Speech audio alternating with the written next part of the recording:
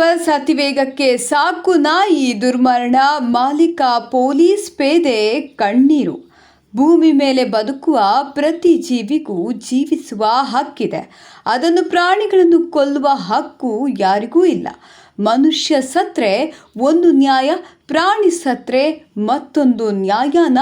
ನ್ಯಾಯ ಕೇಳಿದರೆ ಪೊಲೀಸಪ್ಪನ ದರ್ಪ ಎಂದು ಬಿಂಬಿಸುವವರೇ ಚಿಂತಾಮಣಿ. ಚೇಳೂರಿನಿಂದ ಸಿದ್ದೇಪಲ್ಲಿ ಮಾರ್ಗವಾಗಿ ಚಿಂತಾಮಣಿಗೆ ಬರ್ತಿದ್ದ MBS ಖಾಸಗಿ ಬಸ್ ಚಾಲಕನ ಅತಿವೇಗ ಮತ್ತು ಹಾರ್ನ್ ಕರ್ಕಶ ಶಬ್ದಕ್ಕೆ ಸಾಕು ನಾಯಿ ಬೆಚ್ಚಿ ಬಿದ್ದು ರಸ್ತೆಗೆ ಬಂದ ಪರಿಣಾಮ ಬಸ್ ಡಿಕ್ಕಿ ಹೊಡೆದು ಸ್ಥಳದಲ್ಲೇ ಸಾವನ್ನಪ್ಪಿರುವ ದುರ್ಘಟನೆ ಕೆಂಚಾರ್ಲಹಳ್ಳಿ ಪೊಲೀಸ್ ಠಾಣಾ ವ್ಯಾಪ್ತಿಯಲ್ಲಿ ನಡೆದಿದೆ.